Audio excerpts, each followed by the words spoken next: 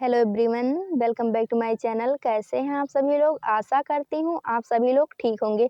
दोस्तों, आज हम लोग पढ़ेंगे यूपी बोर्ड क्लास 12th की हिंदी। इसमें हम लोग मोस्ट इम्पॉर्टेंट एमसीक्यूज को कवर करेंगे जो कि लगातार 4 से 6 वर्षों में परीक्षा में पूछे जा रहे हैं। इस वीडियो में हम लोग लगभग 60 से 70 ऑब्जेक्टिव क्वेश्चन को कवर करेंगे जो हर बार पेपर में आए हैं। तो आइए शुरू करते हैं। सबसे पहले देखते हैं हिंदी की प्रथम कहानी कौन सी है। अगर क्वेश्चन में पूछा जाता है कि हिंदी की प्रथम कहानी कौन सी है तो आप लोग आंसर करेंगे इंदुमती हिंदी की प्रथम कहानी है। हिंदी का प्रथम नाटक जो पूछा जाता है कि हिंदी का प्रथम नाटक कौन सा है तो हम लोग आंसर करेंगे नहुस हिंदी का प्रथम नाटक है। हिंदी का पहला मौलिक उपन्यास कौन सा है? परीक्षा गुरु हिंदी का पहला मौलिक उपन्यास है। हिंदी का प्रथम महाकाव्य किसे माना जाता है? पृथ्वीराज रासो हिंदी का प्रथम महाकाव्य है। हिंदी के प्रथम कवि अगर पूछे जाते हैं तो हम लोग आंसर करेंगे सरहपा। सरहपा हिंदी के प्रथम कवि हैं। तो यहाँ पर हम लोगों ने देखा हिंदी का प्रथम कहानी इंदुमती, हिंदी का प्रथम नाटक नहुस, हिंदी का पहला मौलिक उपन्यास परीक्षा गुरु, हिंदी का प्रथम महाकाव्य पृथ्वीराज रासो तथा हिंदी के प्रथम कवि सरहपा। तो यहाँ से हम लोगों ने अपने 2 नंबर पक्के कर लिए क्योंकि इनमें से एक न एक क्वेश्चन हमेशा पेपर में पूछा जाता है। अब हम लोग देखते हैं गद्य हेतु निर्धारित पाठ्य वस्तु।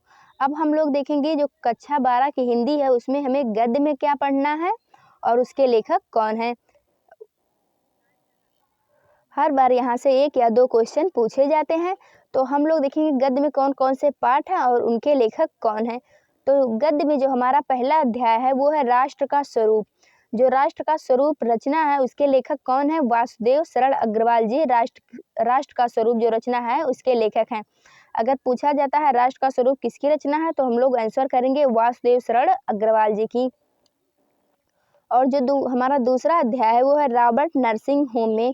ये इसके लेखक कौन है? कन्हैया लाल मिश्र Prabhakar ji. Robert nursing home किसकी रचना है? कन्हैया लाल मिश्र प्रभाकर की। अब हम लोग तीसरा अध्याय देखते हैं अशोक के फूल।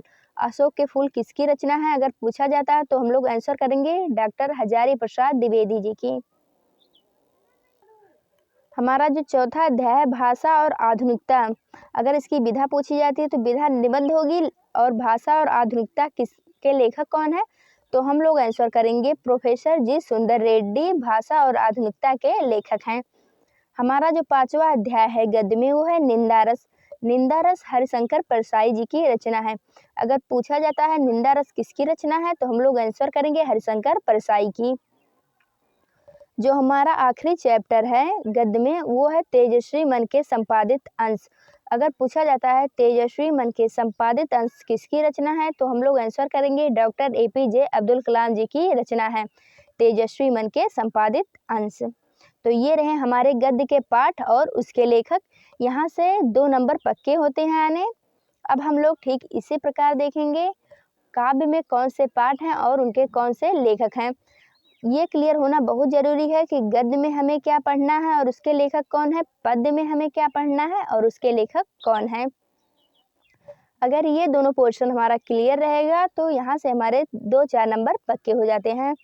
अब हम लोग देखते हैं काव्य हेतु निर्धारित पाठ्य वस्तु हमें क्या पढ़ना है और उसके लेखक कौन है। अब हम लोग देखते हैं काव्य हेतु निर्धारित पाठ्य वस्तु। काव्य में जो चैप्टर है उनका क्या नाम है और उसके लेखक कौन है। तो जो हमारा पहला अध्याय है काव्य का वो है पवन दूतिका। तो पवन दूतिका किसकी रचना है अगर पूछा जाता है तो हम लोग आंसर करेंगे अयोध्या सिंह उपाध्याय हरिऔध। पवन दूतिका के लेखक कौन है? अयोध्या सिंह उपाध्याय हरिऔध जी। और जो दूसरा अध्याय काव्य में होगा वो होगा कैकेयी का अनुताप या गीत। काव्य में हमें 2 इनकी रचनाएं पढ़नी है कैकेयी का अनुताप या और गीत। इसके लेखक कौन होंगे? मैथिली शरण गुप्त जी। अगर पूछा जाता है कैकेयी का अनुताप किसकी रचना है तो हम लोग आंसर करेंगे मैथिली शरण गुप्त। हमारा जो काव्य का तीसरा अध्याय वो है गीत और श्रद्धा मनु। गीत और श्रद्धा मनु के लेखक कौन है? जयशंकर प्रसाद जी। अगर पूछा जाता है श्रद्धा मनु किसकी काव्य कृति है तो हम लोग आंसर करेंगे जयशंकर प्रसाद जी की।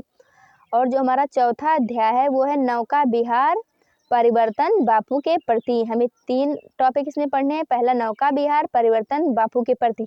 ये तीनों ही रचनाएं सुमित्रा नंदन पंत जी की है।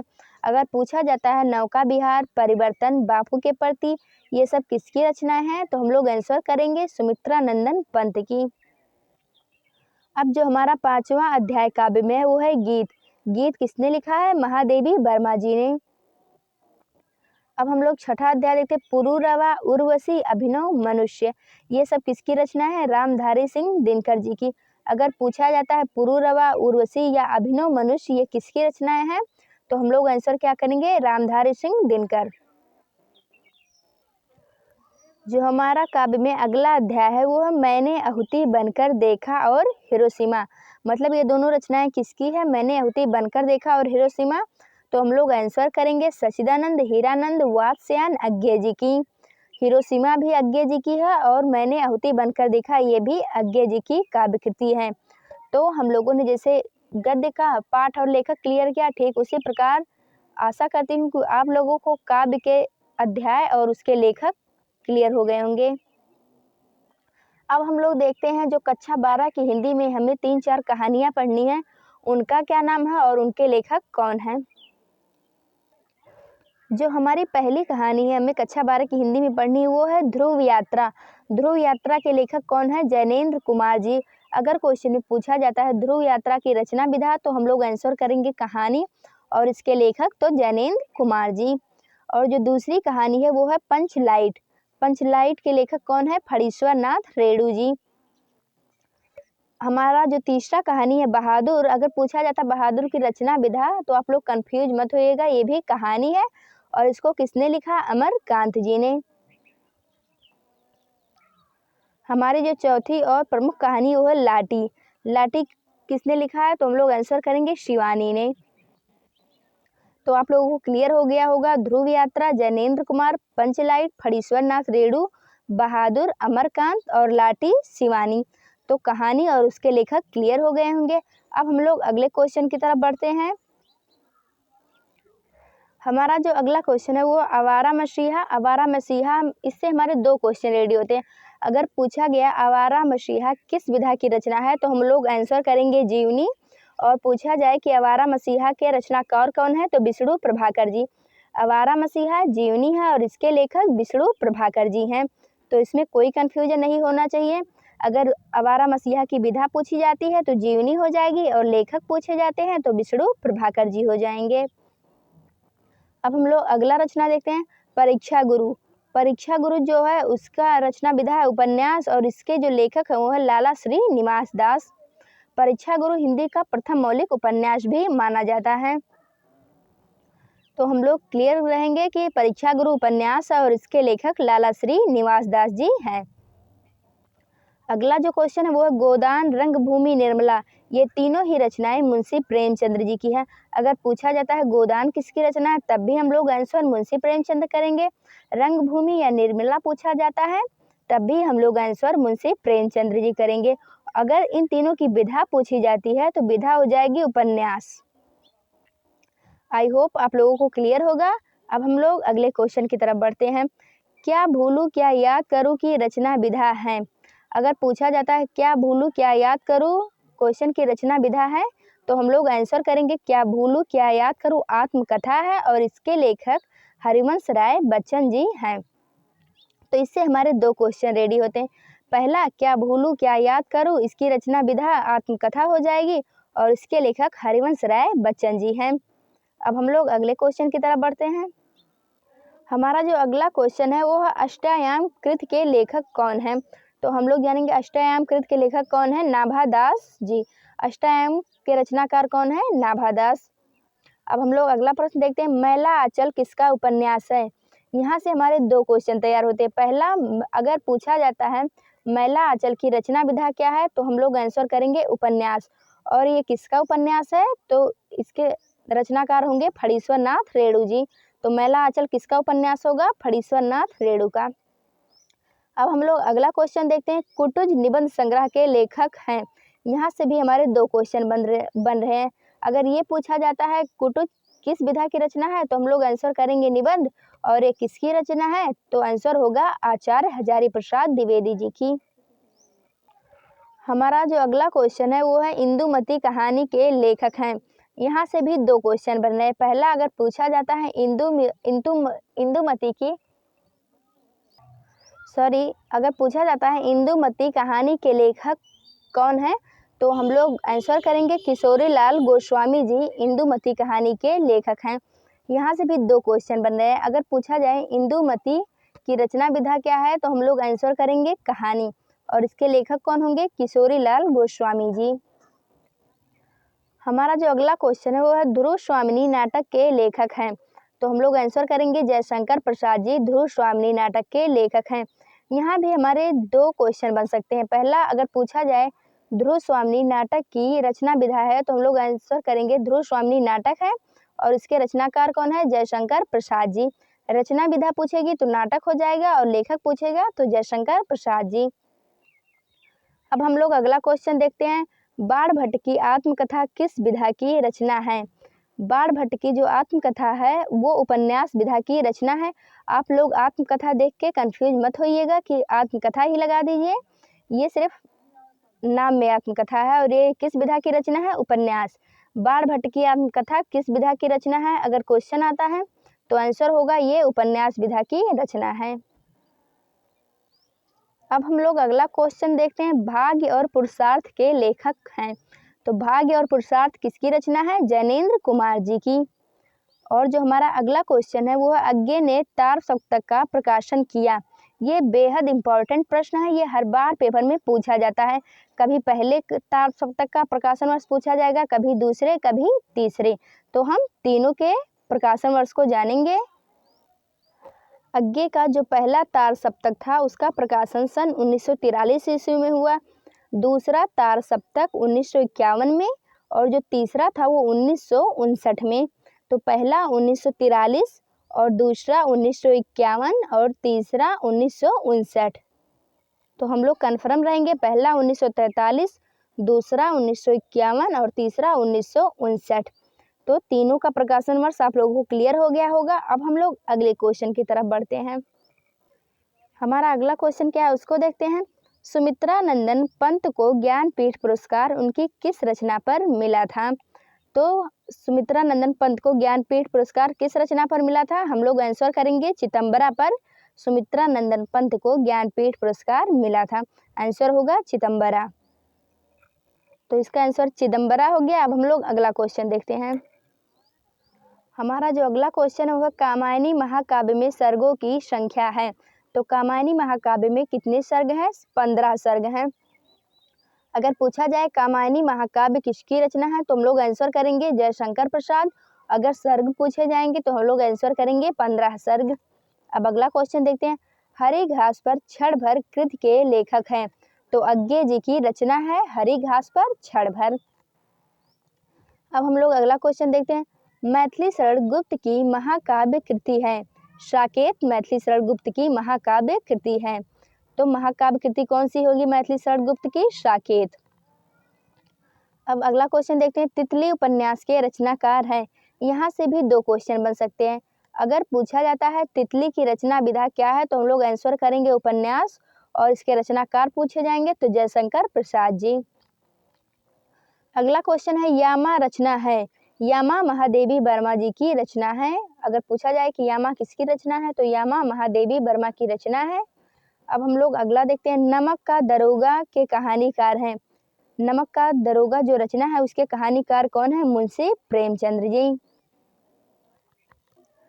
अगला क्वेश्चन देखते हैं, अग्नि की उड़ान पुस्तक के रचनाकार हैं। डॉक्टर APJ अब्दुल कलाम जी की रचना है अग्नि की उड़ान, ये इनकी पुस्तक है। अगर पूछा जाता है कि अग्नि की उड़ान पुस्तक के रचनाकार हैं, तो आंसर होगा डॉक्टर APJ अब्दुल कलाम। हमारा जो अगला क्वेश्चन है वो हिंदी का प्रथम नाटक। तो हिंदी का प्रथम नाटक कौन सा होगा, नहुस। फिर हम लोग अगला क्वेश्चन देखते हैं, रानी केतकी की कहानी के लेखक हैं। मुंशी इंसा अल्लाह खां जी की रचना है रानी केतकी की कहानी। अगला क्वेश्चन है, फोर्ट विलियम कॉलेज स्थित है। अगर पूछा जाता है फोर्ट विलियम कॉलेज कहाँ स्थित है, तो आंसर होगा कलकत्ता में। अब हम लोग अगले क्वेश्चन की तरफ देखते हैं। हमारा जो अगला क्वेश्चन है वो है जलियांवाला बाग हत्याकांड हुआ। तो जलियांवाला बाग हत्याकांड कब हुआ? आंसर होगा 1919 ईस्वी में। आवारा मसीहा की रचना विधा है। आवारा मसीहा की रचना विधा क्या होगी? जीवनी। और इसके रचनाकार कौन होंगे? विष्णु प्रभाकर जी। इसको हम लोगों ने शुरुआत में कन्फर्म किया था। आवारा मसीहा की रचना विधा जीवनी, रचनाकार विष्णु प्रभाकर जी। अब अगला क्वेश्चन देखते हैं। करम नासा की हार कहानी के लेखक हैं। शिव प्रसाद सिंह जी करम नासा की हार जो कहानी है उसके लेखक हैं। अगर करम नासा की हार इसकी रचना विधा पूछी जाए तो होगी कहानी और इसके लेखक शिव प्रसाद सिंह जी। अगला क्वेश्चन है। राष्ट्र का स्वरूप निबंध वासुदेव शरण अग्रवाल के किस निबंध संग्रह से लिखा गया है? तो जो इनका निबंध है पृथ्वी पुत्र, उसी से लिया गया है राष्ट्र का स्वरूप। ये दोनों किसकी रचनाएं हैं? वासुदेव शरण अग्रवाल जी की। अगला क्वेश्चन है। स्कंदगुप्त नाटक के लेखक कौन है? तो स्कंदगुप्त नाटक के लेखक कौन होंगे? जयशंकर प्रसाद जी। सूत पुत्र नाटक के रचनाकार हैं। अगर सूत पुत्र की रचना विधा पूछी जाएगी तो हो जाएगा नाटक, और इसके रचनाकार पूछे जाएंगे तो हो जाएंगे डॉक्टर गंगा सहाय प्रेमी जी। अब हम लोग देखते हैं हिंदी एकांकी के जनक माने जाते हैं। डॉक्टर राम कुमार वर्मा को हिंदी एकांकी का जनक माना जाता है। हमारा जो अगला क्वेश्चन है वो है नासकेतोपाख्यान के लेखक हैं। नासकेतोपाख्यान के लेखक कौन है? सदल मिश्र जी इसके लेखक हैं। अगला क्वेश्चन है। हरिश्चंद्र चंद्रिका पत्रिका के संपादक थे। मतलब जो हरिश्चंद्र चंद्रिका पत्रिका थी इसके संपादक कौन थे? भारतेंदु हरिश्चंद्र जी। नाम से ही क्लियर हो जा रहा है, भारतेंदु हरिश्चंद्र चंद्रिका। इंद्रजाल कहानी संग्रह के लेखक हैं। इंद्रजाल की रचना विधा क्या हो जाएगी? कहानी, और इसके लेखक हो जाएंगे जयशंकर प्रसाद जी। हमारा जो अगला क्वेश्चन है वो है अरे यायावर रहेगा याद, इसके लेखक कौन है? तो हम लोग आंसर करेंगे अज्ञे जी इसके लेखक हैं। अरे यायावर रहेगा याद, इसके लेखक अज्ञे। अगला क्वेश्चन है। भाषा और आधुनिकता निबंध के लेखक हैं। प्रोफेसर जी सुंदर रेड्डी भाषा और आधुनिकता के लेखक हैं। ये हमारे गद्य पोर्शन में भी है। अब अगला जो क्वेश्चन है वो है आजाद शत्रु किस विधा की रचना है? आजाद शत्रु किस विधा की रचना है? नाटक। और इसके रचनाकार कौन है? जयशंकर प्रसाद जी। अगला क्वेश्चन है। शिक्षा का उद्देश्य निबंध के लेखक हैं। शिक्षा का उद्देश्य किस विधा की रचना होगी? निबंध। और इसके लेखक होंगे संपूर्णानंद जी। अगला क्वेश्चन है। रामधारी सिंह दिनकर को ज्ञानपीठ पुरस्कार मिला। अगर पूछा जाता है रामधारी सिंह दिनकर को उनकी किस रचना पर ज्ञानपीठ पुरस्कार मिला, तो आंसर होगा उर्वशी पर। उर्वशी पर रामधारी सिंह दिनकर जी को ज्ञानपीठ पुरस्कार प्राप्त हुआ था। अगला क्वेश्चन है। कला और बूढ़ा चाँद पर सुमित्रा नंदन पंत को पुरस्कार प्राप्त हुआ। साहित्य अकादमी। कला और बूढ़ा चाँद पर कौन सा पुरस्कार सुमित्रा नंदन पंत जी को प्राप्त हुआ था? वो था साहित्य अकादमी। अगर पूछा जाए कला और बूढ़ा चाँद किसकी रचना है तो किसकी रचना होगी? सुमित्रा नंदन पंत जी की। अब हम लोग अगला क्वेश्चन देखते हैं। अज्ञे का भारतीय ज्ञानपीठ पुरस्कार प्राप्त हुआ। मतलब अज्ञे को उनकी किस रचना पर भारतीय ज्ञानपीठ पुरस्कार प्राप्त हुआ था? तो वो रचना थी कितनी नावों में कितनी बार पर। कितनी नावों में कितनी बार पर जो रचना थी उस पर अज्ञे जी को भारतीय ज्ञानपीठ पुरस्कार प्राप्त हुआ था। अगला जो हमारा क्वेश्चन है वो है किस कवि को ज्ञानपीठ पुरस्कार नहीं मिला? तो ऐसे कौन से कवि हैं जिनको ज्ञानपीठ पुरस्कार नहीं मिला? आंसर होगा जयशंकर प्रसाद जी। अगला क्वेश्चन है। लहर के रचनाकार हैं। तो लहर के रचनाकार कौन होंगे? जयशंकर प्रसाद जी। हमारा जो इस वीडियो का लास्ट क्वेश्चन है वो है विनय पत्रिका के रचनाकार हैं। तो विनय पत्रिका के रचनाकार कौन होंगे? गोस्वामी तुलसीदास जी। आशा करती हूँ सारे क्वेश्चन आपको पसंद आए होंगे। इस वीडियो में हम लोगों ने हिंदी के लगभग 60 से 70 ऑब्जेक्टिव क्वेश्चन किए। ठीक इसी प्रकार अगली वीडियो में हम लोग इंग्लिश के 60 से 70 ऑब्जेक्टिव क्वेश्चन को देखेंगे। अगर वीडियो अच्छी लगी हो तो वीडियो को लाइक और चैनल को सब्सक्राइब कर दीजिएगा। धन्यवाद।